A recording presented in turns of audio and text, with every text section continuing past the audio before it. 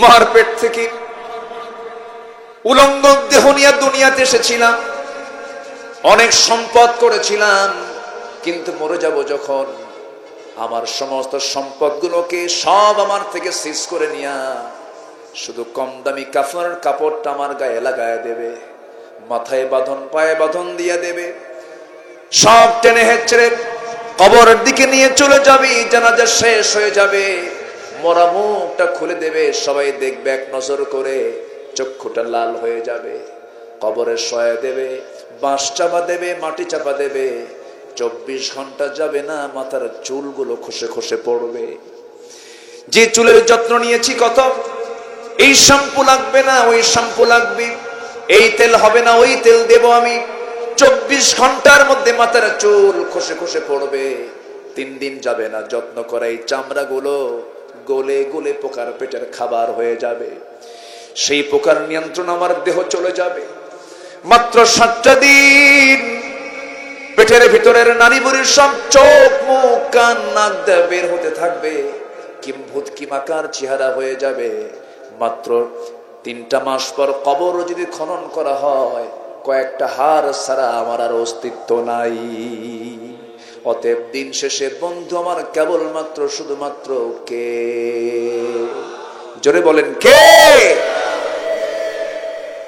আমার সবার আগে আমার যোগসূত্র তৈরি করতে হবে কার সাথে? বলেন কার সাথে? আল্লাহর সাথে। তিনি সেই আল্লাহ যিনি প্রদীপ্ত সূর্যের মালিক, তিনি সেই আল্লাহ যিনি আলোকিত চাঁদের মালিক, তিনি সেই আল্লাহ যিনি 7টা আসমানের মালিক, যিনি সেই আল্লাহ যিনি 7 আবহুর 7 সমুদ্রের মালিক। তিনি কে? আসতে বলবেন না, তিনি কে? আল্লাহ তাআলা। আল্লাহ যা সৃষ্টি করেছেন, সকল সৃষ্টির মাঝে কি আমরা এলোমেলো পাই না সাজানো পাই? বলেন আমরা কি? বলেন আমরা কি সাজানো? আল্লাহ তো সাজাতে চান, আমরা তো সাজি না। কিন্তু আল্লাহ কিন্তু সব সাজিয়ে রেখেছেন। সাজানো আকাশ দিয়েছেন, সাজানো সমুদ্র দিয়েছেন, সাজানো বন জঙ্গল দিয়েছেন। দেখেন না, এই যশোর বরিশাল এই জনপদকে আল্লাহ তাআলা হেফাজত করার জন্য প্রাচীর স্বরূপ সুন্দরবন দিয়েছেন, যেন ঝড়, সাইক্লোন, বুলবুল, নার্গিস আর কি আমফান, সিডর, এগুলো যেন ওই সুন্দরবন দিয়ে যেন কাভার হয়ে যায়। যেখানে যা আল্লাহ তাআলা সেখানে তাই সেট করে দিয়েছেন। জোরে বলেন সুবহানাল্লাহ। সবকিছু সাজানো। ধরুন এই যে সূর্যটা আমরা দেখতে পাচ্ছি, এই সূর্যটা কোটি কোটি বছর যাবত আলো দিয়ে যেতেছে। এই সূর্য যদি পৃথিবী থেকে 1 ইঞ্চি দূরে থাকতো, আবারও যদি পৃথিবীর দিকে 1 ইঞ্চি কাছে চলে আসতো, দূরে থাকার কারণে পৃথিবীটা হিমশীতল হয়ে যেত। আবার বেশি কাছাকাছি যদি 1 ইঞ্চি যদি কাছে চলে আসতো, পৃথিবীর মানুষ জ্বলে পুড়ে ছারখার হয়ে যেত। যেখানে যা আল্লাহ তাআলা সেখানে সাজিয়ে রেখেছেন। সাজানো আকাশ, সাজানো সমুদ্র, সাজানো পৃথিবী, সাজানো মাখলুক, যত প্রাণী আছে সমস্ত প্রাণীকুলগুলোকে সাজিয়ে সৃষ্টি করেছেন তিনি কে? সৃষ্টির মাঝে কোনো ভুল খুঁজে পাওয়া যায়? একটা প্রাণী আছে তিমি মাছ, তার হাড়ের ওজন হলো 600 কেজি। হাড়ের ওজন কয় কেজি? 600 কেজির হাড়ের ওজন। বলেন গায়ের ওজন কত? 600 কেজি মানে কি জানেন? ওই প্রাইভেট কার 2টা লাগবে, মানে ছোট মোটো একটা ট্রাক। আর হার্টের ওজন, আর সে প্রতি মিনিটে 10 থেকে 12 বার তার হৃদস্পন্দন হয়, হার্ট বিট হয়। এবং এই হৃদস্পন্দনের আওয়াজটা 4 থেকে 5 মাইল দূর থেকে শোনা যায়। সুবহানাল্লাহ বলবেন না? তাহলে তার হার্টের যদি অবস্থা হয় এই, তার খাদ্য লাগে কত, তার যোগান দিতে হয় কত, সব কিছু মেইনটেইন করেন তিনি কে? আল্লাহ তাআলা। এলোমেলো না গোছানো? গোছানো। বলেন তো, মানুষ ছাড়া পৃথিবীর কোন প্রাণীর মধ্যে কি কোনো হরতাল আছে, কোন আন্দোলন আছে, খাওয়া নিয়ে কোনো মারামারি আছে? মানুষের মধ্যে নাই তো। হ্যাঁ আছে? অথচ পৃথিবীতে সবচেয়ে দামি সৃষ্টি কারা বলেন? আচ্ছা, মানুষ ছাড়া পৃথিবীর কোন প্রাণীর কি খাদ্য গুদাম আছে? মানুষের আছে না নাই? এরপরে সংকট আছে না নাই? আচ্ছা, তাহলে খাদ্য গুদামও থাকলো, সবই থাকলো, এরপর আবার সংকট লাগে, অথচ কোনো প্রাণীর খাদ্য গুদাম নাই। আমার আপনার বাড়ির আশেপাশে থাকা তাল গাছের একদম আগায় বসবাস করা বাবুই পাখি, কি সুন্দর তার বাসা, তার লাইফ স্টাইল কত, তার কোনো যানজট নাই, কোনো জ্যাম লাগে না তার রাস্তায়। সে তার বাসার সামনেই বিমান, মানে তার মানে কি বলে এয়ারপোর্ট, অর্থাৎ ল্যান্ডিং প্লেস, রানওয়ে। তো রানওয়েতে যাওয়ার জন্য তার ওই যশোর এয়ারপোর্টে যাওয়া লাগে না, কোথাও যাওয়া লাগে না। কি লাইফ, তার লাইফ স্টাইলটা দেখেন, কোনো জাম নাই, কোনো ঝামেলা নাই। ছোট্ট একটা বাবুই পাখি, তার মাথার মগজের ওজন হলো মোটর দানার মতো, ছোট্ট মোটর দানা। এখানে আবার বিমান সিস্টেম করা আছে, সুবহানাল্লাহ বলবেন না? কি সিস্টেম করা আছে? বিমান সিস্টেম। সে ফ্লাই করতে পারে। পৃথিবীর সকল রাজা বাদশাহ সবসময় বিমানে চড়তে পারে না, আর আল্লাহ তাআলা বাবুই পাখির সারা জীবন ওর বাহন করে দিয়েছেন বিমান। কেউ তো সুবহানাল্লাহ বললেন না? সেই বাবুই পাখি সকালবেলা ঘর থেকে বের হয়ে যায়, নেই কোনো খাদ্য গুদাম, নেই কোনো চিন্তা, নেই কোনো পেরেশানি, নেই কোনো মারামারি হুড়াহুড়ি। আস্তে করে সকালবেলা সে ঘর থেকে বের হলো, মুখে অন্য কোনো জিকির নাই, মুখে জিকির হলো কার বলেন? আল্লাহর জিকির। আল্লাহর জিকির করতে করতে সারা বিকাল সারা দিন সে ঘোরাফেরা করে সমস্ত খাবার যখন তার কমপ্লিট হয়ে গেল, শূন্য পেট নিয়ে বাড়ি থেকে বের হলো, ভরা পেট নিয়ে সে তার বাসায় প্রবেশ করলো। জোরে বলি সুবহানাল্লাহ। কোনো খাদ্য গুদাম নাই, কোনো টেনশন নাই, কোনো পেরেশানি নাই। তার বাড়িটা কি? বাড়িটাও কিন্তু আমার আপনার বাড়ির চেয়ে উন্নত বাড়ি। পৃথিবীর কোনো আর্কিটেক্ট ইঞ্জিনিয়ার, কোনো সিভিল ইঞ্জিনিয়ার বাবুই পাখির মতো তাল দিয়ে ওর মতো একটা বাসা বানাতে পারবে না। ঠিক আমি কি ভুল বলতেছি? তার কি সুন্দর তার শিল্প, কি কারুকার্য, তার বাড়ির ডিজাইনটা কি। ওর মধ্যে 3টা রুম আছে, একটা বেডরুম, একটা কমন রুম, একটা ড্রয়িং স্পেস, সবই আছে। বাইরে বেলকনিও আছে, আবার কলিং বেলও আছে। যখন কোনো বাবুই পাখি অন্য জায়গা থেকে যখন আসে, এসে আগে অনুমতি নেয়, ঠোঁটের সঙ্গে ঠোঁট মিলাই দিয়ে সালাম বিনিময় হয়, আবার বলে দোস্ত আসছো তো, সোফা সেটে বসো, ভিতরে যাইও না, গিন্নি শুয়ে আছে। কথা বোঝেন নাই? সমস্ত প্রাণীর জীবনগুলো সাজানো গোছানো, কিন্তু কি জানো, মানুষের মধ্যে শুধু হাই খাই, মারামারি, ফাটাফাটি। কে কার উপরে টিক্কা মারতে পারে, কে কেমন করে হিংসা করতে পারে, কে কেমন করে মারামারি করতে পারে। যেমন হোক জোর করে আমার সিয়ার রাখতেই হবে। আস্তে কোন জোরে কোন, ঠিক কিনা? কেমন যেন মানুষের ভিতরে এই সমস্যাগুলো আছে। এই সমস্যাগুলো হবে দেখেই আল্লাহ সমাধানের জন্য কি দিয়েছেন? কি দিয়েছেন বলেন? কোরআন দিয়েছেন। এটা দিয়ে সমাধান করো। এবং ওই বাবুই পাখির বিচার আমি করব না, তিমি মাছের বিচার আমি করব না, জলহস্তির বিচার আমি করব না, হাতির বিচার আমি করব না। এরা মরার মধ্য দিয়েই এদের শেষ। আল্লাহর সৃষ্টির 2 পিঠ, একটা ইহকাল আর একটা পরকাল। ওদের পরকালের ডিপার্টমেন্ট নেই, কিন্তু আমাদের পরকাল আছে না নাই? আসতে বলবেন না, আছে না নাই? পরকাল যদি বিশ্বাস করি, কোরআনের প্রয়োজন আছে না নাই? কোরআন লাগে। তাহলে এখন এই বলেন তো, এই কোরআনটা এলোমেলো না সাজানো? কোরআন দিয়ে তো রাষ্ট্র চলতে পারে না। না, ভালো করে রাখো। আসলে কি পারে? যদি রাষ্ট্র চলতে পারে, কোরআন দিয়ে রাষ্ট্র যদি চলতে পারে, এমন রাষ্ট্র কি গঠন হয়েছিল কখনো? আসতে বলে হয়েছিল? রাষ্ট্র গঠন করেছিলেন প্রথম কে? কোরআন দিয়ে বলেন তো। মুহাম্মদুর রাসূলুল্লাহ। আমরা অনেকেই জানি হুজুর পাক, রসুল পাক, রসুল করিম, কিন্তু আমরা কিন্তু বলি না রাষ্ট্রপতি মুহাম্মদ, বলি না। কিন্তু এটা একটা ষড়যন্ত্র। শুধু বলি হুজুরে পাক, রসুলে পাক, নবী করিম, এরকম। কিন্তু রসুল যে রাষ্ট্রপতি ছিলেন, রাষ্ট্রনায়ক ছিলেন, সমরনায়ক ছিলেন, একজন বিচারক ছিলেন, জাস্টিস মুহাম্মদ সাল্লাল্লাহু, এটা কিন্তু অনেকে মানতে চাই না। রসুলকে শুধু ইমামে মানবেন, রসুলকে শুধু সুন্নতে মানবেন, রসুলকে শুধু নামাজে মানবেন, রাষ্ট্রে মানবেন না, সমাজে মানবেন না, বিচারে মানবেন না, সমাজের সমস্ত আইন কানুনে মানবেন না। আপনি নবীর উম্মত নন, আপনি ভণ্ড, আপনি প্রতারক। এটা বুঝতে হবে। আমরা শুধু ওয়াজ শুনি, মরা ফেরাউনের কাহিনী শুনি। কি ফেরাউন? তাজা ফেরাউন নাই? আসতে কয় তাজা ফেরাউন আছে না নাই? হুজুররা শুধু খতিবরা শুধু মরা ফেরাউনের ওয়াজ করে।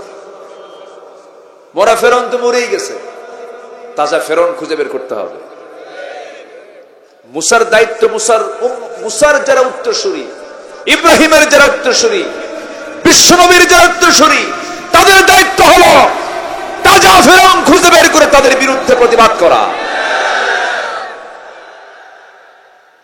কষ্ট হচ্ছে? ফেরাউন কি করত? জুলুম করত। ফেরাউন কি করত? জুলুম করত। সাদ্দাত কি করত? জুলুম করত। ফেরাউন কি করেছিল? 40,000 শিশুকে, নবজাতককে মুসার জন্ম ঠেকানোর জন্য এট এ টাইম সে হত্যা করেছিল। 40,000 শিশু। কেন? তার ক্ষমতা যেন ঝুঁকির মধ্যে না যায়, তার ক্ষমতাকে পাকাপোক্ত, এটাই তো মূল লক্ষ্য। আমার ক্ষমতা যেন ঝুঁকির মধ্যে না যায়, আমি যেন ঝুঁকিমুক্ত থাকতে পারি। সে 40,000 শিশুকে এট এ টাইম ইউযাব্বিহুনা আবনাআকুম ওয়া ইস্তাহয়ুনা নিসাআকুম মেরেছিল। 40,000 শিশুকে। ঠিক আজকের দুনিয়াতেও যারা ক্ষমতাকে পাকাপোক্ত করার জন্য রাতকে দিন করেন, দিনকে রাত করেন, হত্যার রাজনীতি যারা করেন, সবগুলো ফেরাউনদের প্রেতাত্মা। সম্মানিত ভাইয়েরা, একটু কান লাগান। গোটা পৃথিবীতে আজকে কোথাও শান্তি নেই, কোথাও শান্তি নেই। আপনি শান্তির কোন পরিবেশ আপনি দেখতে পাবেন না গোটা পৃথিবীর কোথাও। কেন জানেন? এর মূল কারণ হলো সূর্য তাপ দেয়, আমরা উপকৃত হই। সূর্য যদি না তাপ দেয়, সূর্য যদি না উদয় হয়, আমরা বাঁচবো? বাঁচবো না। বাঁচার জন্য যেমন অক্সিজেন দরকার, গাছ গাছালি আমাদের জীবন বাঁচার জন্য যেমন সূর্যের আলো দরকার, তেমনি সমাজের অশান্তি দূর করার জন্য আল্লাহ প্রদত্ত নাজিল করা কোরআন দরকার। ঠিক কিনা? কোরআন মানবো, শান্তি পাবো। কোরআন মানবো না, শান্তি পাবো না। এটাই সোজা কথা।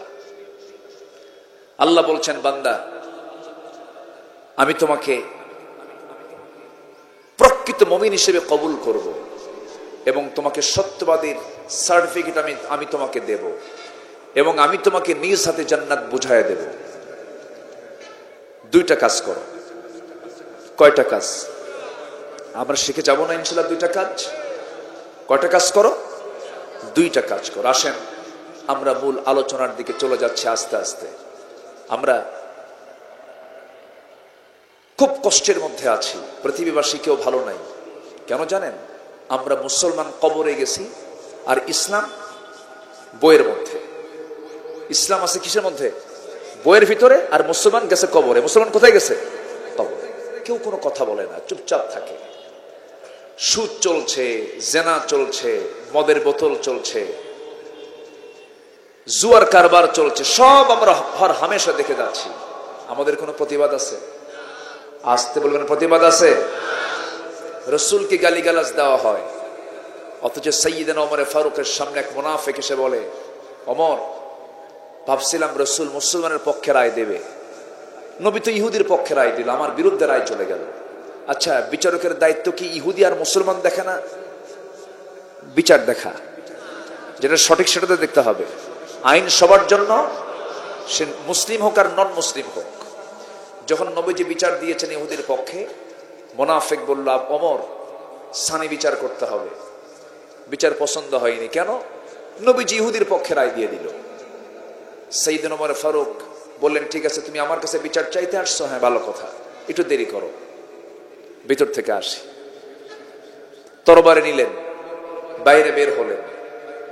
আচ্ছা, এখানে কি কোনো শুনানি চলছে? কোন বাদী বিবাদীর কোন শুনানি চলছে এখানে? শুধু শুনেছেন ওমর ফারুক যে বিচার পছন্দ হয়নি। তরবারিটা নিয়ে আসলেন, একদম মাথায় হাঁকায় দিলেন, মস্তক চিটকে পড়ে গেল। নবীর কানে সংবাদ গেল। আমার নবীজি মনে মনে চিন্তা করেন, ওমর তো একটা বড় ধরনের মনে ভুল করে ফেললো, এটা এমন তো করা ঠিক হলো না। আল্লাহর পক্ষ থেকে আয়াত নাজিল হলো, হে রাসূল, ওমর যা করেছে এটাই সঠিক বিচার। যেরকম সুবহানাল্লাহ। কই ঈমান? ওমরের মতো ঈমান তো নাই আমাদের। আল্লাহ রাব্বুল আলামিন বলেন, ইয়া আইয়ুহাল্লাযীনা আমানুত্তাকুল্লাহা ওয়া কুলু কাওলান সাদীদা يصلح لكم أعمالكم ويغفر لكم ذنوبكم ومن يطع الله ورسوله فقد فاز فوزا عظيما জোরে বলুন আল্লাহু আকবার। হে ঈমানদারেরা, তোমরা আল্লাহকে ভয় করো, তোমরা আল্লাহকে ভয় করো, এবং যখন তোমরা কথা বলতে যাবে, ওয়াকুলু কাওলান সাদীদা, সোজা সাপটা কথা বলো, দৃঢ়চেতা হয়ে হক কথাগুলো বলো। ওয়াকুলু কাওলান সাদীদা ইউসলিহ লাকুম আ'মালাকুম ওয়া ইয়াগফির লাকুম যুনুবাকুম। তুমি যদি আল্লাহকে ভয় করতে পারো, সদা সত্য কথা যদি সব সময়ের জন্য বলতে পারো, ইউসলিহ লাকুম আ'মালাকুম, আল্লাহ তাআলা তোমার সমস্ত আমলকে সংশোধন করে দিবেন। যদি কোনো ভুল ত্রুটি হয়েও যায়, আল্লাহ তাআলা মাফ করে দিবেন। এবং আল্লাহ তাআলা তোমার জন্য কি করবেন? আল্লাহ রাব্বুল আলামিন সুন্দর সলিউশন দিচ্ছেন, পুরস্কারের কথা বলছেন। ইউসলিহ লাকুম আ'মালাকুম ওয়া ইয়াগফির লাকুম যুনুবাকুম ومن يطع الله ورسوله فقد فاز فوزا عظيما। সব গুনাহ মাফ হবে এবং আল্লাহ তাআলা তোমাকে সম্মানজনক জান্নাত তোমাকে দান করবেন। যেরকম সুবহানাল্লাহ, বিশাল পুরস্কার আল্লাহ তাআলা তোমাকে পুরস্কৃত করবেন। নাম্বার 1, তোমাকে ভালো করে ঈমান আনতে হবে। এখানে যারা বসে আছেন, কেউ কি বেঈমান আছেন? আচ্ছা, কেউ কি কারোর নাম এরকম লেখা আছে মোহাম্মদ বেঈমান আলী, এরকম আছে কি? ঈমান না থাক, তবুও তার নাম কি? ঈমান আলী। এবং এরকম লোক নাম আছে না, মোহাম্মদ ঈমান আলী আছে না? ঈমান আলী নাম হলো ঈমান আলী, কিন্তু নামাজ পড়ে না। নাম হলো রমজান আলী, রমজান মাসে দুপুর বেলা ইফতার করে। আছে নাম হলো বাদশা মিয়া, ভিক্ষা করে। নাম হলো আতর আলী, গোটা গায়ে গাজার গন্ধ। আছে না? নাম দিয়ে তো কাম হবে না। আল্লাহ তাআলার নাম দিয়ে, বংশ দিয়ে বান্দাকে জান্নাত দেবেন না। অর্থ দেখে বান্দাকে জান্নাত দেবেন না। দলীয় পদ দেখে জান্নাত দেবেন না। চেহারা দেখে জান্নাত দেবেন না। আল্লাহর দরবারে কোন প্রেসিডেন্ট, কোন মন্ত্রী, কোন শিল্পপতি, কোন মাওলানা, কোন খতিব, এই সমস্ত কোন বংশ, মোগল, পাঠান, সম্রাট, চৌধুরী, সৈয়দ, এই সমস্ত বিষয়গুলো আল্লাহর কাছে নট অ্যাকসেপ্টেবল, এগুলো গ্রহণযোগ্য নয়। আল্লাহ তাআলা সুন্দর করে বলছেন, যারা পারেন ঠোঁট মিলিয়ে বলুন, ইন্না খালাকনাকুম মিন যাকারিন ওয়া উনসা وجعلناكم شعوبا وقبائل لتعارفوا ইন্না আকরামাকুম ইনদাল্লাহি আতকাকুম। আল্লাহ রাব্বুল আলামিন বলেন, তোমাদের মধ্যে সেই বান্দা আমার কাছে দামি। আমি তোমাদেরকে সৃষ্টি করেছি এক নর এবং নারী থেকে, বিভিন্ন ভাষা দিয়েছি যেন তোমরা একে অপরকে চিনতে পারো।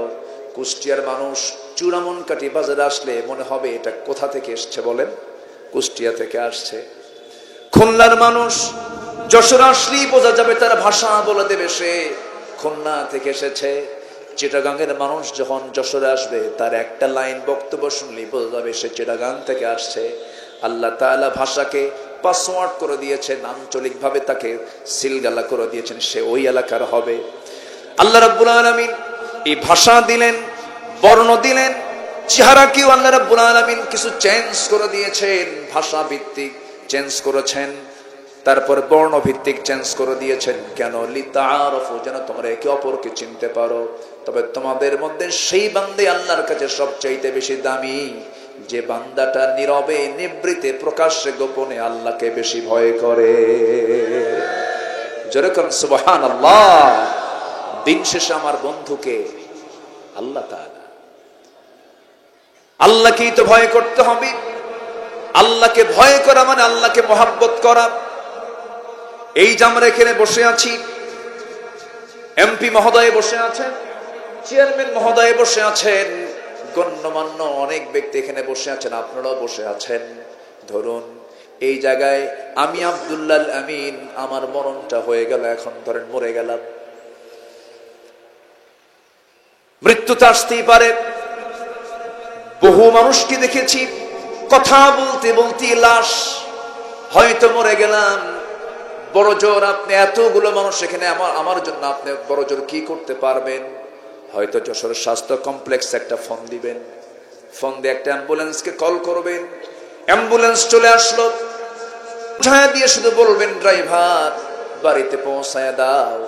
কিন্তু বাড়িতে নিয়ে যাবে, কিন্তু ক্ষমতা নাই আমার দেহটা বাড়ির মধ্যে কেউ ঢুকাবে। বারান্দাতেও জায়গা হবে না, ঘরে কোনো জায়গা হবে না, বউটা ভয় কাছে আসবে না, সন্তানরা হাউমাউ করে কান্নাকাটি করবে কিছুক্ষণ, আবার কিছুক্ষণ পর সন্তানই বলে ফেলবে দাফন করতে দেরি করো না, লাশটা পচে যাবে, ফুলে যাবে, গলে যাবে। মার পেট থেকে উলঙ্গ দেহ নিয়ে দুনিয়াতে এসেছিলাম, অনেক সম্পদ করেছিলাম, কিন্তু মরে যাব যখন, আমার সমস্ত সম্পদগুলোকে সব আমার থেকে সিজ করে নিয়া শুধু কম দামি কাপড়টা আমার গায়ে লাগায় দেবে, মাথায় বাঁধন, পায়ে বাঁধন দিয়ে দেবে, সব টেনে হেঁচড়ে কবরের দিকে নিয়ে চলে যাবি। জানাজা শেষ হয়ে যাবে, মরা মুখটা খুলে দেবে, সবাই দেখবে এক নজর করে, চক্ষুটা লাল হয়ে যাবে, কবরে শোয়া দেবে, বাঁশ চাপা দেবে, মাটি চাপা দেবে। 24 ঘন্টা যাবে না, মাথার চুলগুলো খসে খসে পড়বে। যে চুলের যত্ন নিয়েছি কত, এই শ্যাম্পু লাগবে না, ওই শ্যাম্পু লাগবে, এই তেল হবে না, ওই তেল দেব আমি। 24 ঘন্টার মধ্যে মাথার চুল খসে খসে পড়বে। 3 দিন যাবে না, যত্ন করা এই চামড়াগুলো গলে গলে পোকার পেটের খাবার হয়ে যাবে। সেই পোকার নিয়ন্ত্রণ আমার দেহ চলে যাবে। মাত্র 7টা দিন পেটের ভিতরের নারী বুড়ির সব চোখ, মুখ, কান, নাক দিয়ে বের হতে থাকবে, কিম্ভূত কিমাকার চেহারা হয়ে যাবে।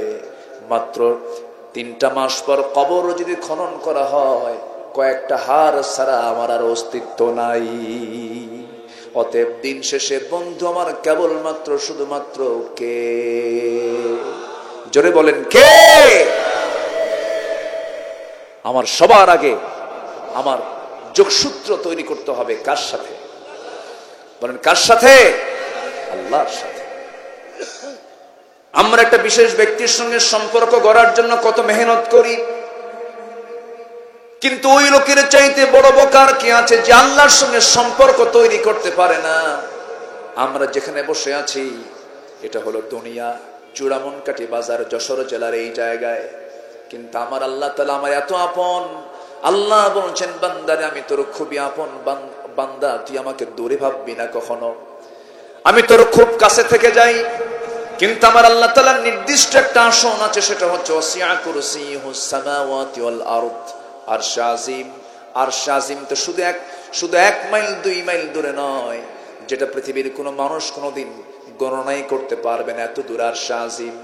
আল্লাহ বলছেন, বান্দারে আমি তোকে মাফ করার জন্য, তুই কি জানিস প্রত্যেক রাত্রিতে 12টার পর আমি তোকে মাফ করার জন্য আমি 7 আকাশ থেকে প্রথম আকাশে চলে আসি। জোরে বলেন সুবহানাল্লাহ। 7 আকাশ থেকে এই ফিস সামাঈদ দুনিয়া, দুনিয়ার আকাশে আসেন, এসে বলেন, তিনি প্রশ্ন করেন, আলা মিন মুস্তাগফিরিন ফাগফির আলা, কোন ক্ষমা প্রার্থী আছে আমার কাছে ক্ষমা চাবে, আমি তাকে ক্ষমা করে দেব। জোরে বলেন সুবহানাল্লাহ। তাহলে আমাকে ক্ষমা করার জন্য প্রস্তুতি নিয়ে থাকেন কে? কে প্রস্তুতি নিয়ে থাকেন? আল্লাহ প্রস্তুতি নিয়ে থাকেন। আল্লাহ কত দূর তার অফিস, আরশ আজিমটা কত দূর। আমরা যেখানে বসে আছি এখান থেকে সূর্য যে দেখতে পাচ্ছি প্লেটের মতো, আসলে কি প্লেটের মতো ছোট? সূর্যটা আনুমানিক পৃথিবীর চাইতে 13 লক্ষ গুণ বড়। ওই সূর্যের চাইতে মিটি মিটি করে জোনাকির মতো জ্বলা সেই তারকাগুলো, এক একটা তারকা, বেটেল জুইস নামে একটা তারকা আছে, যে তারকা সূর্যের চাইতেও 33 কোটি গুণ বড়। যেরকম সুবহানাল্লাহ। একটা তারকা, আল্লাহ কি একটা তারকা দিয়ে আকাশ সাজিয়েছেন? আমি মাঝখানে কাতার গিয়েছিলাম। কাতারে আমি একটা শপিং মলে ঢুকলাম রাতের বেলা ঢুকে দেখি সূর্য, আকাশ মানে দিনের মতো আলোকিত। বললাম কি ব্যাপার, আমি তো রাতের বেলা ঢুকলাম। বলতেছে, হুজুর এটা কৃত্রিম আকাশ বানাইছে। দেখেন আল্লাহ তাআলার ডিজাইনটা আধুনিক দুনিয়াতে, চিন্তা করুন আল্লাহ তাআলা আকাশটা কত সুন্দর করে তিনি আকাশ বানিয়েছেন। আল্লাহু আকবার বলেন। পৃথিবীর সব ছাদের কলাম থাকে, আমার আল্লাহর ছাদের কোনো কলাম নাই। জোরে বলি সুবহানাল্লাহ। সে আকাশকে আবার ডেকোরেট করার জন্য তারকা সেট করেছেন, যে তারকাগুলো সূর্যের চাইতে 33 কোটি গুণ বড়। আবার সেই তারকার মধ্যে সবচেয়ে নিকটবর্তী তারকা হলো প্রক্সিমা সেন্ট্রাই। যদি কোনো বান্দা, মানুষ তো চাঁদে গেছে, চাঁদ দেখেছে, মানুষ মঙ্গল গ্রহে গেছে, মঙ্গল গ্রহ সফর করেছে। এখন মানুষ যদি চিন্তা করে, চাঁদ দেখলাম, মঙ্গল গ্রহ দেখলাম, একটু তারকেরা দেশ দেখতে যাব, সম্ভব?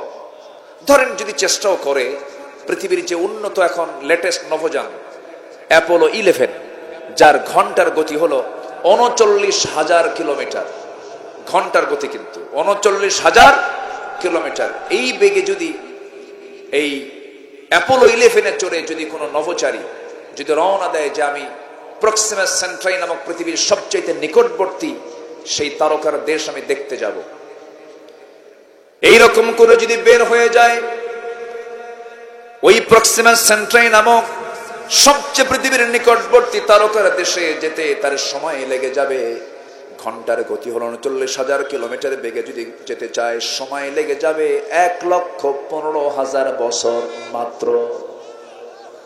যাবেন কারা কার? হাত তুলে। সম্ভব? আসতে বলে সম্ভব। বাঁচবেন কয়দিন, যাবেন কখন? তাহলে এখন বলেন তো, আমরা আল্লাহ তাআলার যে সৃষ্টি মানুষ, খুব বড় কিছু হয়েছি আমরা? আসতে কয় বড় কিছু হয়েছি? এই সূর্য চালান যিনি, তার জ্বালানি কত? ওই তারকাগুলো কেমনে সেট করেছেন? সব নির্দিষ্ট কক্ষপথে পরিভ্রমণ করাচ্ছেন। তিনি আমার কে? আসতে বলবেন না, তিনি আমার কে? আমরা কিছুই না। কত রাজা, কত বাদশাহ সব বিদায় হয়ে গেছে, কিন্তু দামি হয়ে যাবে কখন? যখন আমার সম্পর্ক হবে আমার মালিক, আমার মনিব, আমার রব। কার সাথে? আসতে বলবেন না, কার সাথে? আল্লাহর সাথে।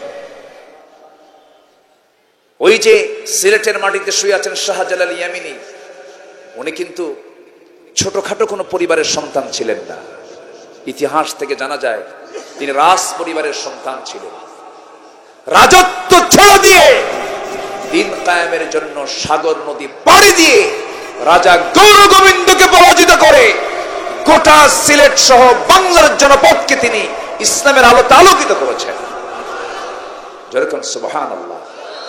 সে আলোতে আমরা আলোকিত, তাদের ত্যাগের মধ্য দিয়ে আমরা ইসলাম পেয়েছি। রাজা পৃথ্বীরাজকে পরাজিত করে এই আজমিরে শুয়ে আছেন খাজা মঈনুদ্দিন চিশতি রহমাতুল্লাহ আলাইহি। আল্লাহর সঙ্গে সম্পর্ক তৈরি করে বাতিল শক্তিকে পরাজিত করে গোটা ভারতবর্ষে ইসলামের পতাকা তারা উড্ডীন করেছেন। জোরে বলেন সুবহানাল্লাহ। খুলনায় শুয়ে আছেন কে বলেন? খান জাহান। আপনাদের বুকেও একজন আছে। আমার দেশ হাজার আউলিয়ার আগমনে ধন্য আমার এই জনপদ। এই জনপদে ইসলাম বিরোধী কোন শক্তিকে আমরা অবশ্যই ঠাঁই দিতে পারবো না, ঠিক কিনা? ইসলাম এদেশের মানুষ লালন করে, ইসলামকে পালন করে। 4.5 লক্ষ মসজিদের দেশ বাংলাদেশ, 18 কোটি মুসলমানের দেশ বাংলাদেশ। সামান্য কিছু নাস্তিকদের দ্বারা আমরা এই দেশকে কলঙ্কিত করতে চাই না। নাস্তিকের সংখ্যা কি বেশি? কিছু বদমাইশ আছে, কিছু বদমাইশ আমার দেশে আছে না নয়? রাসূলকে নিয়ে বাজে কথা বলে। কিছু ব্লগার আছে, রাসূলকে বলেছে জেনাকার মুহাম্মদ, লিখেছে। কেন? নবীজি এত বিয়ে করলো কেন? রাসূলের এত বউ কেন? ইতিহাস জানে না। রাসূল যে বিয়ে করেছেন এটার ইঙ্গিত দিয়েছেন কে? আসতে বলবেন না কে? আল্লাহ তাআলা। রাসূলকে আল্লাহ তাআলা বিয়ে করতে বলেছেন, তিনি বিয়ে করেছেন। তিনি বলেন, আমার খাদিজা যদি আমার জীবনের শেষ সময় পর্যন্ত থাকতো আল্লাহ তাআলা আমাকে বিয়ের কথা বলতেন না। অথচ খাদিজা ছিলেন আমার নবীজির প্রথম স্ত্রী। নবীজি তার চাইতে 15 বছরের ছোট। তিনি জীবনের প্রথম সংসার শুরু করেছেন মানবতার দিকে তাকিয়ে। একটা বিধবা নারীর পাশে তিনি দাঁড়িয়ে তার যৌবনকে তিনি উজাড় করে দিয়েছেন। ইতিহাস না জেনে বাজে মন্তব্য করা হয়। রাসূল বলেন, আমার খাদিজা যদি জীবনের শেষ সময় পর্যন্ত থাকতো আল্লাহ তাআলা আমাকে বিয়ে করতে বলতেন না। রাসূল বিয়ে করেছেন সম্পূর্ণ কার ইঙ্গিতে? যৌন চরিতার্থ কোনো উদ্দেশ্য ছিল না। নবীজির বিয়ের উদ্দেশ্য সম্পূর্ণ ছিল কার অর্ডার? আল্লাহর অর্ডার। না জেনে না বুঝে এই বাজে মন্তব্যগুলো প্রায় আমাদের কানে আসে। আমরা এখানে একজন জনপ্রতিনিধি, তিনি আছেন। ইসলাম সবার, ঠিক কিনা বলেন? রাসূল আমাদের সবার। ইসলামকে, রাসূলকে আঘাত করা হবে এমন জাতীয় ষড়যন্ত্র যদি আমার বাপও করে, বাপকেও ছাড়বো না আমরা, ঠিক কিনা? এটার নাম হচ্ছে ঈমান। এটার নাম কি? ঈমান। সম্মানিত ভাইয়েরা, আল্লাহ তাআলা বলছেন, আমি তোমাকে আমার দফতর থেকে চারিত্রিক সনদ দিয়ে জান্নাত বুঝায় দেব। 1 নম্বর হলো ঈমান। 1 নম্বর কি? কিন্তু ঈমান তো এনেছি আমরা, কিন্তু ঈমান তো টিকে রাখা সহজ নয়। আল্লাহ বলছেন, বান্দা ঈমান তো এনেছো, ঈমানটাকে তোমার টিকে রাখতে হবে। যেমন করে যুগে যুগে সাহাবায়ে কেরাম টিকে রেখেছেন, বিশেষ ব্যক্তিরা টিকে রেখেছেন। আজকের মাহফিলে শুনেছি অনেক মা বোন মাহফিল আসছেন। মা বোনদেরকে উদ্দেশ্য করে বলতে চাই, একজন নারী ছিলেন, অনেক বড় দামি নারী আল্লাহর কাছেও। এই দুনিয়াতে একজন রাষ্ট্রনায়কের তিনি স্ত্রী ছিলেন, যার স্বামী ছিল একজন বড় রাষ্ট্রনায়ক, যার দাম, যার যশ, যার খ্যাতি গোটা দুনিয়া জুড়ে ছিল। সেই সময় সে বড় একজন শাসক ছিল। তার নামটাও কোরআনে আসছে, তার নাম হলো ফেরাউন। তার নাম কি বলেন? ফেরাউন। ফেরাউনটা এখন আছে না নাই? মরা না তাজা? না, যেটা শুয়ে আছে এখনো শীত হয়ে পড়ে আছে। কিন্তু কে তাজা না শুটকি? শুটকি। আল্লাহ তাআলা বলছেন, আল ইয়াওমা নুনাজ্জিকা বিবাদানিকা। ফেরাউন, তোকে আমি কিয়ামত পর্যন্ত শুটকি করে রাখবো তোকে। দেখেন আল্লাহর সিদ্ধান্ত, দেখেন কোরআন বলছে। ডক্টর মরিস বুখাইলি একজন বড় একজন বিজ্ঞানী, তিনি কোরআনের ভুল ধরতে সে কালেমা পড়ে মুসলমান হয়ে গেছেন। ফ্রান্সের। উনি এই ফেরাউনের সময় তো কম, উনি ফেরাউনকে নিয়ে গবেষণা করেছেন। এই ফেরাউনকে গবেষণা করতে গিয়ে তিনি কালেমা পড়ে মুসলমান হয়ে গেছেন। ফেরাউন হচ্ছে উপাধি, রামসিস হচ্ছে তার নাম। এখনো তার দেহটা মমি করা আছে মিশরের কায়রোতে। তার মাথায় 1 গোছা চুল আছে। আল্লাহ পাক আমাকে দেখার সুযোগ করে দিয়েছেন। মাথায় 1 গোছা চুল আছে, চামড়াগুলো সব শুটকি হয়ে আছে, শুধু হাড় গুলো আছে আর চামড়াগুলো লেগে আছে। কি দাপট ছিল তার! সে বলেছিল, আনা রব্বুকুমুল আ'লা, আমি সবচাইতে বড় রব, কোন ইলাহ থাকতে পারে না কেউ। যেরকম নাউজুবিল্লাহ। এর মানে ফেরাউন কিন্তু বলেনি যে আমি মানুষ বানাইছি, আমি সূর্য বানাইছি, আমি চন্দ্র বানাইছি, আমার হুকুমে নদীর পানি গড়ে, এই রব সেবা মনে করে নাই। সে বলেছে আনা রাব্বুকুমুল আ'লা, মানে এই দুনিয়াতে আমি ছাড়া আর কোন আইনদাতা নাই, কোন আইন চলবে না। কিন্তু মুসা বলেছেন ফেরাউন তোর আইন না, আল্লাহর আইন চলবে। যেরকম সুবহানাল্লাহ, দ্বন্দ্ব লেগে গেল। শেষ পর্যন্ত ফেরাউন মুসা আলাইহিস সালামকে প্ল্যান করে ফেললো যে তাকে মেরেই ফেলবে, হত্যা করবে, বহু কিছু ষড়যন্ত্র সে করেছে। কিন্তু পরক্ষণে দেখা গেল তার ঘরের যে মানুষ, তার ঘরের যে আপনজন, তার যে পরিবার, ইমরাত ফিরাউন, তার বইয়ের নাম কি বলেন? তার বইয়ের নাম কি? আসিয়া। আসিয়া উনি কালেমা পড়ে মুসলমান হয়ে গেছেন। ফেরাউন আস্তিকের বাড়িতে এসে বলতেছে, আসিয়া শুনলাম তুমি নাকি কালেমা পড়েছ। আসিয়া বলছেন, স্বামী আমার, আপনি তো আমার আপন। ওই সময়ের ধর্ম অনুযায়ী কাফেরের ঘরে মুমিনা নারী বিবাহ জায়েজ ছিল। আল্লাহর পয়গম্বর নূহ এবং লূত আলাইহিস সালামের দুজন স্ত্রী ছিল কাফেরা, জানেন না আপনারা? কাফেরা ছিল। তাসির আলাইহিস সালাম বললেন তিনি যে আমার স্বামী আপনি শুনবেন কেন, আপনি দেখেন। উনি বলে ফেলেন আশহাদু আল্লা ইলাহা ইল্লাল্লাহ। ফেরাউন বলছে, আসি আমি জানি মুসা সত্য, মুসার রবও সত্য, তুমি যে সিদ্ধান্ত নিয়েছো এটা সত্যি সিদ্ধান্ত নিয়েছো, কিন্তু এটা মানা যাবে না। কেন? আমার নেতৃত্ব চলে যাচ্ছে, আমার চেয়ার চলে যাচ্ছে, আমার গদি চলে যাচ্ছে, তোমার এটা মানতে হবে। একদিন ফেরাউনকে কোন এক নাগরিক তাকে প্রশ্ন করেছিল, ফেরাউন যদি কোনো গোলাম তার মনিবকে না মানে তার কি করা উচিত? ফেরাউন বলছিল যে এই নীল দরিয়া ইসুবান দরকার। কি কথা কি বুঝতেছেন? এটা এই জবানবন্দি কে দিছিল বলেন তো? কে দিছিল? ও সুবাই, ও আল্লাহ তাআলা সুবাইছেন কোন দরিয়ায়? ওই দরিয়াতে সুবাইছে। ফেরাউন কিন্তু জানতো, সব বুঝতো, কারণ এরা তো সচেতন ছিল, বোঝে তো, বাতিল নেতৃত্ব দিল তো বোঝে। কিন্তু শেষ পর্যন্ত যখন আসিয়া বলে ফেলেন, স্বামী আমার, আপনি আমাকে যতই বুঝান, আমার সম্পর্ক এখন আল্লাহর সাথে। যেরকম সুবহানাল্লাহ, আমি আপনাকে সম্মান করি, আমি আপনাকে শ্রদ্ধা করি, কিন্তু ইমানের কাছে কোনো আপোষ করা যাবে। কিন্তু আমার দেশের কিছু ইমানদার আছে, 10 টাকা দিলে ইমান বেঁচে খায়, আছে না নাই? ইমান বেঁচে খায়। কিন্তু দেখেন আসিয়াটা কোন লেভেলের? First lady of Egypt. উনি ইজিপ্টের ফার্স্ট লেডি, মানে কি ফেরাউনের পরেই যার স্থান। আচ্ছা বলেন তো, চেয়ারম্যান বড় না চেয়ারম্যানের বউ বড়? ভালো করে। আচ্ছা এমপি বড় না এমপির বউ বড়? বলেন ভালো করে খান। আচ্ছা বউ কি কোন অংশ কম? শোনেন, আপনি যত বড় হুজুর হন না কেন, যত বড় হুজুর হন, বউয়ের কাছে কিন্তু হুজুরগিরি খাটে না। তুমি কত বড় হুজুর আমার জানা আছে, বসো, সব শেষ। এটা গুরুত্বপূর্ণ পথ। কিন্তু কোন ব্যক্তি তার বইয়ের কথা শোনা না বলে? আমার রাসূলও তো শুনেছেন, আমিও শুনি, আপনি শোনেন না? শোনেন, আপনি শোনেন, সবাই শোনে, আপনারা শোনেন না? না শুনলে তো সংসার হবে না, তো সবাই শোনে। এক রাজা প্রজার মাঝে ঘোষণা করছে, যে প্রজা বইয়ের কথা শোনে না তাদেরকে একটা করে ঘোড়া দেওয়া হবে, আর যারা বইয়ের কথা শুনবে তাদেরকে একটা করে ডিম দেওয়া হবে। সারাদিন চলে যায়, সবাই বইয়ের কথাই শোনে, শুধু একজন এসে বিকাল বেলা এসে বলে, রাজা মশাই আমি জীবনে কোনোদিন বইয়ের কথা শুনি নাই। রাজা খুশি হয়ে বলতে, যা আস্তা বলে, একটা ঘোড়া আছে নিয়ে যা। তো ঘোড়া একখান নিয়ে চলে গেছে বাড়িতে। ঘোড়াটার কালার হলো কালো। তো বউ বলতেছে, তুমি ঘোড়া পাইছো? উপহার দিছে রাজা মশাই। তো তুমি উপহারের ঘোড়া নিয়ে আসবা, তো এই একটা কালার হলো, এটা কালো কোনোদিন কালার হয়? যাও এটা পাল্টা লাল ঘোড়া নিয়ে আসো। আবার চলে আসছে, এসে বলতেছে, রাজা মশাই ঘোড়া তো হয়নি। কেন? লাল হলে ভালো হয়। কে এই পরামর্শ তোরে দিল? কে? বউ আমার শিখায় দিল।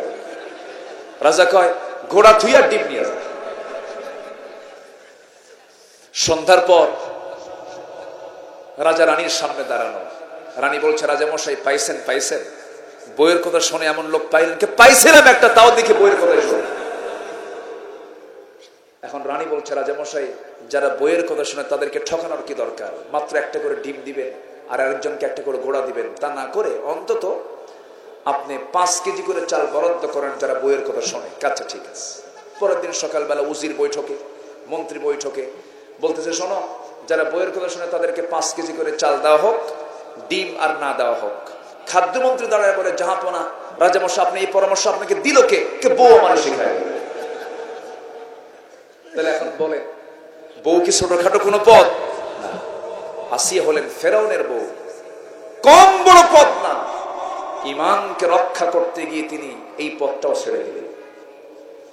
জোরে কোন সুবহানাল্লাহ। ইমানের চাইতে বড় পদ কিছু আছে? আসিয়া আলাইহিস সালাতু ওয়াস সালাম বললেন, স্বামী আমার, আপনার সম্পর্ক আছে আমার সাথে, কিন্তু আমার আল্লাহর সঙ্গে সম্পর্ককে মাইনাস করে নয়। সব সম্পর্ক তৈরি হবে আল্লাহকে ঘিরে। আল্লাহর সম্পর্ক নষ্ট হয়ে যায় এমন কোন সম্পর্ক আমি কারোর সঙ্গে করতে চাই না। ফেরাউন বলল, আসিয়া শোনো, আমি কিন্তু তোমাকে টুকরো টুকরো করে দুনিয়া থেকে বিদায় করে দেব। আসিয়া বলছেন, আপনি আমার প্রতি যত হুমকি দেখাবেন আমার ঈমানটা তত পাকা হয়ে যাবে। তাফসীরে এসেছে সূরাতুল কাসাস, বাড়িতে পড়ে নেবেন। সূরাতুল কাসাসের মধ্যে এসেছে ফেরাউন করলো কি, তার দরবারের একজন দাসী ছিল, সেই দাসীটাও কালিমা পড়েছিল। সেই দাসীকে তার সামনে নিয়ে আসা হলো। দাসীর 4টা হাত পা পেরেক দিয়ে গেঁথে দিয়ে শক্ত করে 4 হাত পা ধরে একটা করে অঙ্গ কাটা হলো তার চোখের সামনে। আসিয়া আলাইহিস সালাতু ওয়াস সালামকে ভয় দেখানোর জন্য ফেরাউন এমনটা করতেছিল। কিন্তু আসিয়া বলছেন, স্বামী আমার, আপনি আমাকে কিসের ভয় দেখাচ্ছেন জানি না, তবে আমি আমার নাকের মধ্যে জান্নাতের ঘ্রাণ পেতেছি। আল্লাহু আকবার। শেষ পর্যন্ত আসিয়া আলাইহিস সালাতু ওয়াস সালাম অনড় থাকলেন। ঈমানটাকে তিনি অবিচল রাখলেন। ঈমানটাকে তিনি বিক্রি করলেন না। ঈমানটাকে তিনি নষ্ট করে দিলেন না। সঙ্গে সঙ্গে ফেরাউন হামানকে নিয়ে বসলো। হামান কি করা যায়? হামান ছিল দুষ্ট, তার মন্ত্রী পরিষদের সদস্য ছিল। ফিরআউনা ওয়া হামানা, ফেরাউনের নামটাও কোরআনে আছে, হামানের নামটাও কোরআনে আছে। হামান বলছি, ফেরাউন বুকের শত্রু, বড় শত্রু, কাছের শত্রুকে মাইনাস করতে হবে, তাকে দুনিয়া থেকে বিদায় করে না দিলে আপনার বড় বিপদ হয়ে যাবে। শেষ পর্যন্ত জল্লাদ ডেকে আনা হলো। জল্লাদকে ডেকে এনে ফেরাউন করলো কি, তার সামনে দাঁড় করায় দিল। বলা হলো, তোমার জন্য আর কিছুক্ষণ সময় আছে, সিদ্ধান্তের পরিবর্তন করবি, আগের পদে তুমি অধিষ্ঠিত হয়ে যাবে। আর যদি সিদ্ধান্তের পরিবর্তন না করো, তোমাকে আজকে করাত দিয়ে চিরে 2 টুকরা করে দুনিয়া থেকে বিদায় করে দেওয়া হবে। এমন চূড়ান্ত কথা যখন বলা হলো, আসিয়া আলাইহিস সালাতু ওয়াস সালাম সেই সময় তিনি বলছেন, আমার স্বামী, আপনি আমাকে যত হুমকি ধামকি যেটাই দেখেন না কেন, আল্লাহ তাআলা আমাকে জান্নাতের সমস্ত দৃশ্যগুলো একটা একটা করে দেখায় দিতেছে। করাত দিয়ে যখন জল্লাদ তার কপালে ঠেকিয়ে দিল, চিন্তা করেন, রাষ্ট্রীয় বাধা, পারিবারিক বাধা, স্বামীর বাধা, ধনাঢ্য শ্রেণীর বাধা, সব বাধাকে তিনি ডিঙ্গায়া ঈমানটাকে টিকে রেখে যখন করাতের মুখোমুখি হয়ে গেলেন, যখন জল্লাদ তার করাতটা যখন কপালে লাগায় দিয়েছে, আসিয়া আলাইহিস সালাতু ওয়াস সালাম একটা দোয়া তখন পড়েছিলেন। সেই দোয়াটা আজ থেকে 4000 বছর আগের দোয়া। কয় হাজার বছর আগের দোয়া? 4000 বছর আগের দোয়া। সেই মুসা আলাইহিস সালামের সময় সেই আসিয়া এমন সুন্দর করে দোয়া করলেন, সেই দোয়াটা আল্লাহ রাব্বুল আলামিন যত্ন করে কোরআনে তুলে দিলেন। কোরআনের মতো কিতাবে তুলে দিয়ে বলছেন, শোনো ও দুনিয়ার নর নারী, তোমরা আসিয়ার মতো দোয়া করো। তিনি কি দোয়াটা করলেন? রব্বি বিনিলি ইনদাকা বাইতান ফিল জান্নাহ ওয়া নাজ্জিনি মিন ফিরআউনা ওয়া আমালিহি। সূরাতুত তাহরীম শেষ দিকে আল্লাহ তাআলা তিনি এই দোয়াটা সেট করে দিয়েছেন। আসিয়া আলাইহিস সালাতু ওয়াস সালাম দোয়া করছেন, আল্লাহ রব্বি বিনিলি ইনদাকা, তুমি আমার জন্য বানায় দাও, ইনদাকা তোমার কাছে। ধরুন আমার পাশে মুরব্বি আছেন, ইনদি আরবিতে বলা হয় আমার কাছে। ইনদি সবচেয়ে কাছের, কাছকে বোঝানোর জন্য ইনদুন শব্দটা প্রয়োগ করা হয়। আসিয়া আলাইহিস সালাম সেই সময় বলছেন, আল্লাহ আমি তোমার কাছে এমন একটা জান্নাত চাই, সেই জান্নাতটা হওয়া চাই তোমার কাছে। তোমার ঘর যেখানে আছে সেই ঘরের দেওয়ালের সাথে 10টা 20টা ঘর নয়, তুমি আমার জন্য একটা ঘর বানায়া দাও। কয়টা ঘর বানায়া দাও? তাহলে আসিয়া আল্লাহকে দূরে রেখেছেন না কাছে টেনেছেন? দূরে না কাছে? কাছে। আমার সবচাইতে কাছে, আমার জীবনের জন্য সবচাইতে কাছের বন্ধু, আপনজন, একমাত্র, কেবলমাত্র, শুধুমাত্র কে? দুনিয়া থেকে তিনি বিদায় নিলেন, বুঝায়া দিলেন ঈমানটাকে টিকে রাখার জন্য এমন করেই চলতে হয়। জোরে বলেন সুবহানাল্লাহ, আরো জোরে বলেন সুবহানাল্লাহ। আজান হয়েছে আরো 10 থেকে 15 মিনিট আগে। আবার পাশে এমপি মহোদয়কে বসায় রাখছি, তারা শত ব্যস্ত মানুষ, তার আলোচনাগুলো শুনছেন। আমি খুবই খুশি। অনেক জায়গায় দেখা যায় মাহফিলের পরিবেশকে অনেক সময় মেহমানরা বিঘ্ন করে। আমি এর আগেও এমপি মহোদয়কে দেখেছি, অত্যন্ত বিনয়ী মানুষ। মাহফিলের সৌন্দর্য রক্ষার্থে কি সুন্দর করে তিনি বসে আছেন। তিনি তো ইচ্ছে করলে বলতে পারতেন আমার যেতে হবে, আমি চলে যাই, আমি কথাটা বলি, আমি বিদায় নেই, কিন্তু না, উনি শুরু থেকে, একদম শুরু থেকে আসছেন, শেষ পর্যন্ত তিনি থেকে যাচ্ছেন। আল্লাহ তুমি তার জন্য উত্তম জাযা তুমি তাকে দান করো। জোরে বলি আল্লাহুম্মা আমিন। আজান যেহেতু হয়েছে, আমি কি শেষ করে দেব? আর একটু চালাবো? আর আমি 10টা থেকে 15টা মিনিট সময় নিচ্ছি। এরপরে আমরা দোয়া করব। এরপরে নামাজের দরকার আছে না নাই? নামাজ পড়বো কয় ওয়াক্ত? আল্লাহর সঙ্গে সম্পর্ক তৈরি করার 1 নম্বর মাধ্যম কি? আরো জোরে বলেন, আরো জোরে বলেন। নামাজ। যে নেতৃত্বে নামাজ নাই, যে নেতা আপনাকে নামাজের কথা বলবে না, যে নেতা আপনাকে মদের বোতল তুলে দেবে, যে নেতা আপনার সামনে নারী তুলে দেবে, ওই নেতৃত্বের মুখে আমরা জুতা মারি, থুতু মারি। আমরা বেনামাজি দেখবো না, আমরা নামাজি হতে চাই। আল্লাহ কবুল করুন। জোরে বলি আমিন। এই লোকগুলো ওঠে কেন? এই যে বসেন, নামাজ তো আমরা পড়বো, আমরা নামাজ পড়বো তো। এখানে হঠাৎ করে আপনি উঠে গেলেন, এটা কিন্তু জনসভা না, ট্রেডিশনাল জনসভা, এটা ইবাদত। শুরু হয়েছে নাহমাদুহু দিয়ে, শেষ হবে কি দিয়া? বলেন কি দিয়ে? বলেন মোনাজাত। সবাইকে মোনাজাতে অংশগ্রহণ করবো না ইনশাআল্লাহ? আচ্ছা, মোনাজাত না করে যাবেন কে? হাত তোলেন। মোনাজাত না করে কেউ যাবেন? আমরা সবাই মোনাজাত পর্যন্ত থাকবো। জোরে বলে ইনশাআল্লাহ। এমপি মহোদয় আছেন, তার কথা শুনবেন আপনারা, একটু ধৈর্য ধরেন না। বড় জোর না হয় 20 থেকে 25 মিনিট। আমরা মাহফিলটাকে নষ্ট করব কেন? একটা সাজানো বাগান সাজিয়েছি আমরা, এখানে এক একটা মানুষ মানে এক একটা জান্নাতের ফুল। বলেন আলহামদুলিল্লাহ। বাগানের ফুল। সবাই বসেন। 1 নম্বর হলো ঈমান। ঈমানদার কি বেনামাজি হয় না নামাজি হয়? ঈমানদার কি মিথ্যা কথা বলে? আচ্ছা, ঈমানদার কি আমানতের খেয়ানত করে? ঈমানদার কি যৌবনকে অনিয়ন্ত্রিত রাখে? যৌবনকে নিয়ন্ত্রিত রাখে। ঈমানদার কি জবানকে কখনো এলোমেলো করে? আচ্ছা, ঈমানদার কি যাকাত দেয় না? আচ্ছা, ঈমানদার কি ওয়াদা খেলাফ করে? আচ্ছা, তাহলে এগুলো হচ্ছে ঈমানদারের গুণ। এই গুণগুলো আমরা অর্জন করব। জোরে বলি ইনশাআল্লাহ, জোরে বলি ইনশাআল্লাহ। আচ্ছা, ঈমানদার কি বনের সম্পত্তি মেরে খায়? আমার দেশে বনের সম্পত্তি মেরে খাওয়া ভাই তো নাই। আসতে কয় নাই, যশোরে নাই, বনের সম্পত্তি মেরে খায়। তাহলে যে ভাই বনের সম্পত্তি, মানে কি? যে মার পেট থেকে তার জন্ম, ওই মার পেট থেকে বনের জন্ম। যে ভাই তার বনের সম্পত্তি মেরে খেতে পারে, সে কি আর কারো সম্পত্তি রাখবে? আসতে করে রাখার কথা না তো। বোন কি ফাঁকি দিচ্ছে? বোনকে সম্পদ দেয় না, বোনকে না দিয়ে বোনকে পাম্পটি মারে। মাঝে মাঝে আসে, জামতলার মিষ্টি খাওয়ায়। কোন তলার নাম শোনেন নাই? জামতলার মিষ্টি।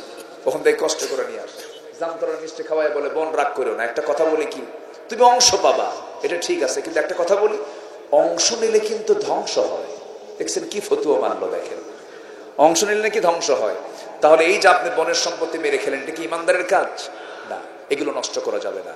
বান্দার হক নষ্ট করা যাবে না, প্রতিবেশীর হক নষ্ট করা যাবে না। প্রতিবেশী আপনার বাড়ির পিছনে তার বাড়ি, রাস্তায় চলতে নিয়ে আপনার জায়গাটা ইউজ করতে হয়, রাস্তা নাই, গন্ডগোল লাগলো, ঠিক গন্ডগোলের পরপরই রাস্তার ঠিক মাঝখানে খোঁটা মেরে দিল। এমন লোক তো যশোর জেলায় নাই। হ্যাঁ, আচ্ছা, আপনি যে খোঁটাটা মারলেন, রাস্তা আটকালেন, ওই জমিনটা কার? এত আস্তে কোন কেন? আরো জোরে। খোঁটা মারার সময় আপনার?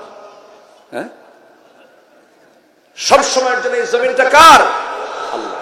আচ্ছা, আপনি আল্লাহর জমিনে খোঁটা মারলেন, হাঁটতে দিলেন না, এবং যাকে হাঁটতে দিচ্ছেন না ওই ব্যক্তিটা কার গোলাম? আল্লাহর গোলাম। মাথায় রাখতে হবে।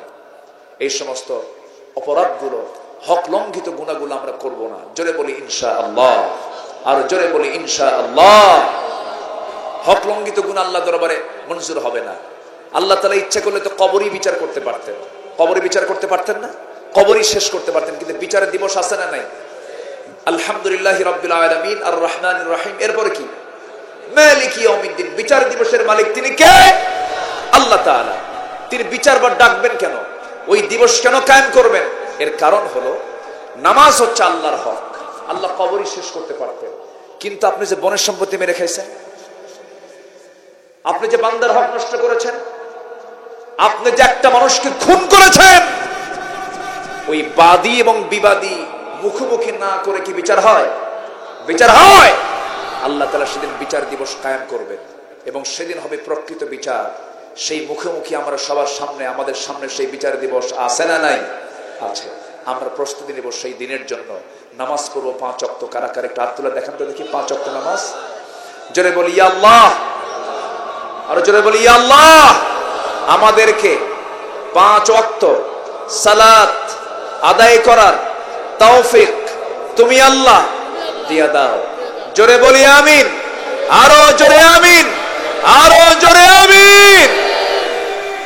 নামাজ কার হক বলেন তো? রাগ করলেন না তো? রাগ করলেন না তো? বাচ্চা যদি দুধ খেতে না চায়, বাচ্চা যদি ওষুধ খেতে না চায়, তখন মা কি করে? বাবা খা, খা বাবা, তাও খায় না। কিন্তু মরে যাচ্ছে, জ্বর 103-4 ডিগ্রি, তখন বাপ কি করে? মা কি করে? 2 হাত আর 2 পা শক্ত করে বাইধা মুখের মধ্যে নখ ঢুকায় দেয়, খা। এর মানে কি? মোহাব্বত কি কম না বেশি? বেশি মোহাব্বত। একটু বলে ফেললাম, নামাজটা পড়বো ভাই। সবার কাছে আমি করজোরে মিনতি জানাই, নামাজ আমরা কেউ ছাড়বো না। 5 ওয়াক্ত নামাজ। নামাজ আপনাকে ভালো বানায় দেবে। জোরে বলি ইনশাআল্লাহ, জোরে বলি ইনশাআল্লাহ। মা বোনদের জন্য পর্দা, মা বোনদের জন্য কি? পর্দা। আল্লাহ তাআলা এই দুটো আমল করার তৌফিক সবাইকে তুমি আল্লাহ দান করো। জোরে বলি আল্লাহুম্মা আমিন। আরেকটা বিষয়, সেটা হলো দিন বোঝার দরকার আছে না নাই? কোরআন বোঝার দরকার আছে না নাই? কোরআন না বোঝার কারণে একটা ভুল, একটা বিভ্রান্তি জাতির মধ্যে ছড়ানো হয়েছে। সেটা হলো male, female and transgender. Transgender এটাকে প্রমোট করার জন্য একটা মহল উঠে পড়ে লেগেছে। আমরা সচেতন থাকব। সমকামিতা ইউরোপ আমেরিকার বহু দেশে রাষ্ট্রীয় আকারে সংসদে বিল টেনে এগুলোকে পাস করা হচ্ছে, যা বিকৃত যৌনাচার, যা বিকৃত যৌনাচার, যা গসবের উপযুক্ত অবস্থা। জর্দানের ডেড সিকে আল্লাহ তাআলা দাবায় দিয়েছেন শুধু এই সমকামিতার কারণে, হোমোসেক্সের কারণে, সেম সেক্সের কারণে। লুতেসেমের কমকে আল্লাহ তাআলা শেষ করে দিয়েছেন। সেই সমকামিতাকে প্রমোট করার জন্য আমাদের সমাজেও কিছু বদমাইশ আছে। আসতে বলবেন না, আছে না নাই? কিন্তু আবার দেখবেন কিছু ভালো মানুষও, ভালো কথাও। আমি তো খুব আশ্চর্য হয়ে গেছি। ব্রিটেনের প্রধানমন্ত্রী ঋষি সুনাক, ভারতীয় বংশোদ্ভূত একজন ব্যক্তি, এখন তিনি বর্তমান ইউকের তিনি প্রধানমন্ত্রী। ঋষি সুনাক তিনি বলেছেন সমকামিতার ব্যাপারে, a man is a man, a woman is a woman, that's just a common sense. একটা পুরুষ একটা পুরুষ, একটা নারী একটা নারী, এটা বোঝার জন্য বুদ্ধিজীবী হওয়া লাগে না, একটা কমন সেন্সই যথেষ্ট। ঠিক কিনা? আমরা যুবক যারা আছো বাবা, যারা যুব সমাজ আছো, যৌবনকে নষ্ট করবা না, নিজের যৌবনকে নষ্ট করবা না, বিবাহ পূর্ব কোনো অবৈধ রিলেশনে যাবা না, নোংরামি করবা না, ইসলামিক তাহজিব তামাদ্দুনকে ফলো করবা। তুমি যুবক, তোমার যৌবনকে তুমি যদি কন্ট্রোল করতে পারো, হেফাজত করতে পারো, আল্লাহ বলছেন আমি তোকে আমার আরশ আজিমের ছায়ায় তোকে জায়গা দিয়ে দেব। যা, যেরকম সুবহানাল্লাহ। কোন নেশার দিকে যাবা না, কোন নেশার দিকে যাবা না, মাদক নিবা না। তুমি কি জানো সমাজকে ধ্বংস করার জন্য তুমি যদি মাদক গ্রহণ করো, সমাজ শেষ হয়ে যাবে। ফিরে আসো, back to Islam, back to Quran. আল্লাহ তাআলা সবাইকে ইসলাম বুঝে, কোরআন বুঝে জীবন সাজানোর তৌফিক দান করুন। জোরে বলি আল্লাহুম্মা আমিন।